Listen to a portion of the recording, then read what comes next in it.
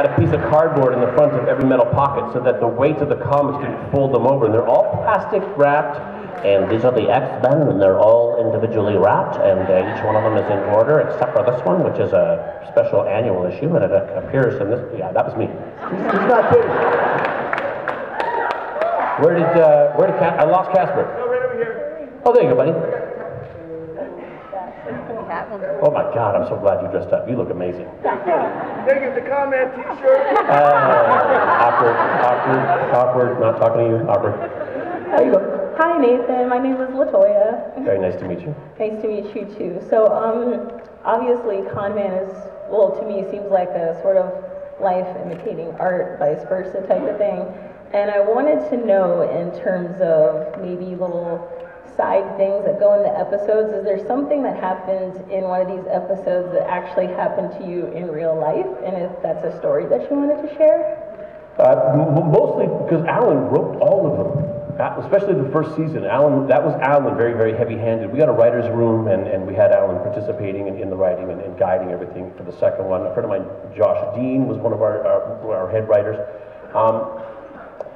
But all of these experiences, the bits you see in Con-Man are born from experiences that Alan has had. One of the first ones you see in Con-Man, we actually put it in the trailer before we even showed Con-Man to anybody, was Alan's experience in the bathroom. I had an experience in the bathroom not too long ago this morning it was super duper pleasant, but it's this kind of weird kind of experience. We're all kind of waiting for a stall, you know, we're all kind of standing there. It's pretty quiet for a little while. Finally I just said, "Hey guys, you guys in there, pinch it off, man, where's your humanity?" And then when a door finally opened, the next guy in line said, "You go on ahead." I said, "Really?" He goes, "Yeah, man, this will be my story."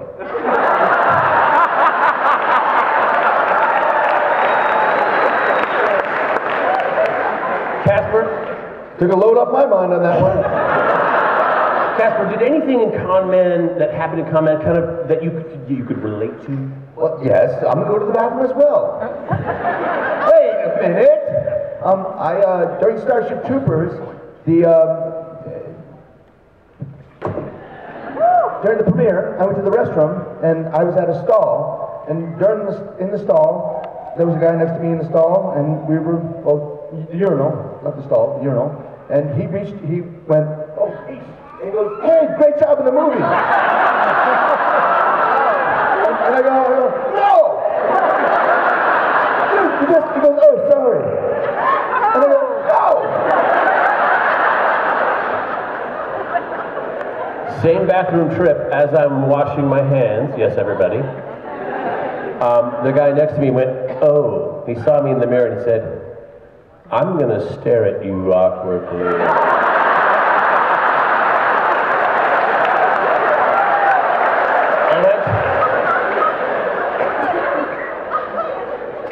I've had people stare at me awkwardly before, and you kind of go, "This is awkward." But somehow, when he put a name on it... Sorry about that. Good on you, buddy. Good on you. Good on you. Want to grab another question? Oh, we got right here. There was a question that was raised earlier in another panel. Is comic book one word or two? One, to save time. While texting. Next question. Who says I see comics. I just say comics. I'll put an X on the end to save my typing, right? Saves me a C and an S. He says one word? Yeah. I say let's go with what Stanley says. Hello, my name is Sarah. Hi, Sarah. I actually have a question for you. Uh-oh. I wanted to ask you, how did you enjoy starring in I Was Stupid the Musical in San Diego? And did Alan let you keep the dress? And you should all watch Con-Man so you know what I'm talking about. Yes, Nathan was there, sort of, In spirit. as Alan danced with cardboard to you. How did I like wearing a dress? For those of you who don't know, at San Diego Comic-Con, these guys put on a musical. A musical from Con-Man called I'm With Stupid. It's the Of Mice and Men musical. Is that why I wore a dress? Listen, we had a lot of reasons to put you in a dress. Right? Yes. Haven't I like, can I go back to the question when you asked me what was it like being directed by Alan? Put this dress on. Put this dress on. Thanks a lot. There's all these pictures of me up on the internet with me in a dress. It's kind of hard to explain to my children. Listen. Thank you. I've been on TV with a dress and a bonnet. It's done very well for me.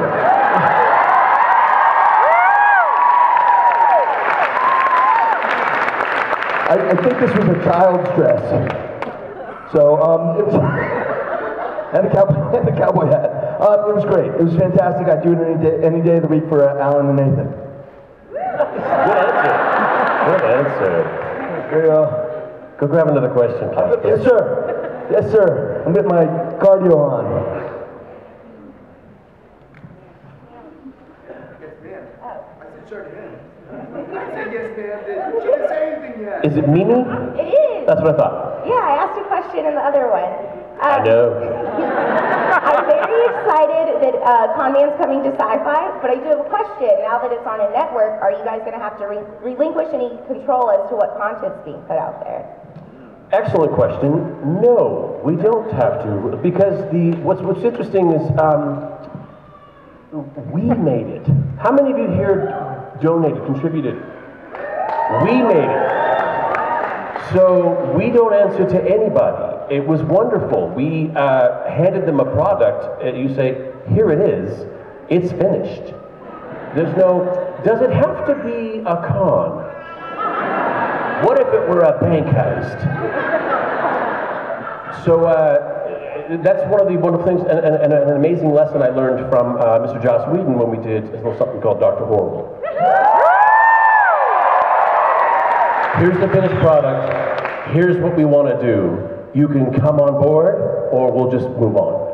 It was it's a very freeing and wonderful experience, and not that we needed to be heavy-handed or anything like that, because actually Lionsgate was amazing to us for our second season, and Sci-Fi has been fantastic to us as well. So we've been very, very happy. Go ahead.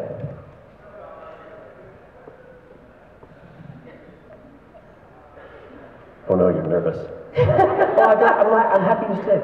I wanted to know if you have this show, and then James Marsters has, you know, his geek culture show, the Vidiots. What's the potential for a crossover? I mean, were you taking like 70 pictures while my face was like, thanks. Take these pictures. Yeah, that's you know what's great is we are all here right now, Casper, tell me if I'm wrong, witnessing a paradigm shift in entertainment. How many of you binge watch? How many of you come to shows because of word of mouth? Exactly. Things are a little different now. We don't have to be home at 7 o'clock to watch our favorite show, or maybe 8 o'clock on a Friday night, which who would put a show on that night?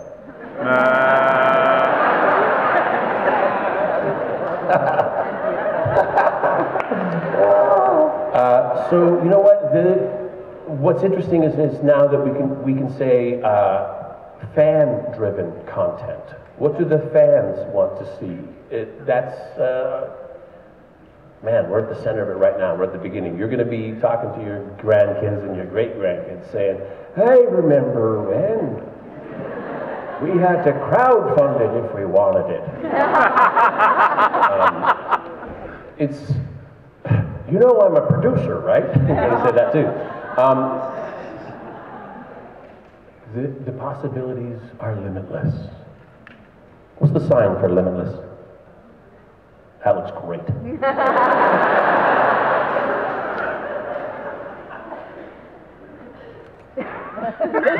Hello. The show's kind of a bit of a satire on yours and Alan's career. I was wondering what percentage do you think the show comes from your life or your careers versus made up? As far as the career stuff goes, obviously it's mostly made up. Alan's career is on a rocket. I mean, that guy can't fall down without hitting a Star Wars role.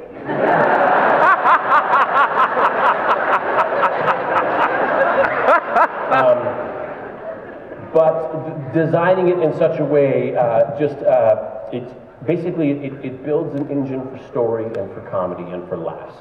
So if you can juxtapose the two things and give there some conflict in between, that's the engine that can keep it moving forward. Yeah. But like the true life story of Alan's doing really great, my life is really wonderful, having a good time, we're super good buddies, and nothing ever goes wrong. It's not as entertaining. Hello? Hi. How are you? I don't know. Stand up, because I can't see you. I can't see you. Hi. I said stand up. No, I'm teasing. I love you. Hi. So you did a show like a long time ago with Ryan Reynolds. Are you still friends? Somebody came through, Jewel and I were doing photos earlier today, and some people came through dressed as Firefly characters, with the exception of the guy dressed as Kaylee was dressed as Deadpool dressed as Kaylee. So I took a photo of it, and I said, sent it to Ryan, and I said, hey, remember that time you were on Firefly? And he said, ha ha ha, dreams really do come true. Ryan Reynolds is an amazing guy and a generous spirit and a huge heart. And the last guy I would want to get into a war of words with, because he is clever as hell. Oh my gosh. I'm not clever. I can make you cry, but I'm not clever. But Ryan, oh my gosh, what a wonderful guy. And I've learned a lot from him over the years. A friendship I'm glad to have, much like Casper. 1994, you want to put a year on it? 1994, that's when I met that guy. That's how old we are. Whoa. Yes, God? What? Me? Hi, my name's Frankie, and thank you for coming. That's a great question. Does Alan ever let you do ad-lib, or is it all on script? What was your experience, Casper? Ad-lib. I didn't have to say anything though, so that's really easy to ad-lib.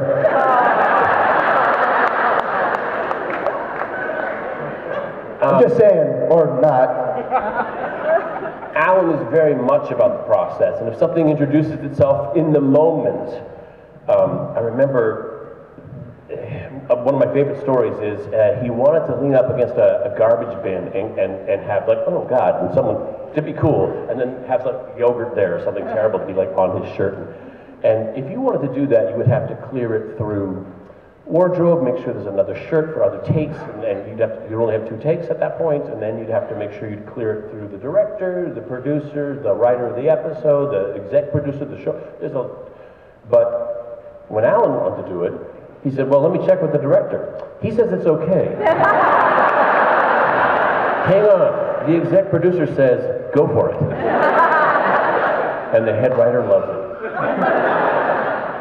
But yeah, Alan is very much about the process. If something introduces itself in the moment, let's do it like that. Because if it solves a problem, if it's good for a laugh, if it pushes the story forward, and it's not just us having a great time, because sometimes we can get lost in that too. But yes, he's good about that.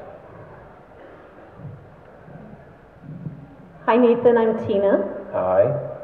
Sam? This is Casper. Casper? Sam. Casper, thank you. I love Con Man. I was a funder from the beginning. Thank you very much. And I want to know, where do I give you my money so we can have a Spectrum movie?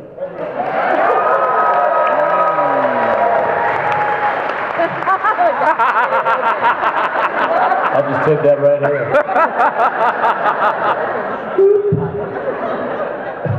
What was this for again? I don't remember. I think gambling. Anyway. Yeah, a Spectre movie. Wouldn't that be fun?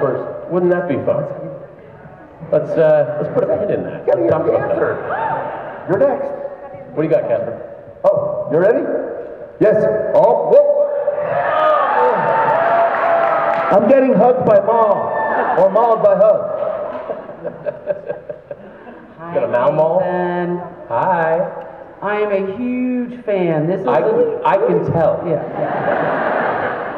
For those of you who don't know, she's wearing a Malcolm Reynolds costume.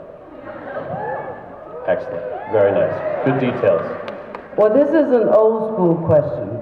Go for it. Do you miss playing Bo Buchanan? And would you go back to daytime TV? Good question. Good question. I'm going to finesse it a bit. I played Joey Buchanan. What was your dad at? Yeah, Bo Buchanan was my uncle, and the actor who played him, my mentor. Casper, your time, how long did you spend on One Life to Live? 10 months. A little longer than a pregnancy. For some. I talked to different people on different shows who were about my age and kind of a similar experience about the kinds of environments they were in. And it seemed to me that One Life to Live was the best. It was. Was that your experience? It was. I worked with Tanya Walker and Bo and everybody. They were awesome. It was a great, it was a great experience. Warm. We have a trailer as well at my signal or at 7:48. Cue Nathan to show it, and you guys can leave while it's showing. Smooth. I'm so good at being subtle.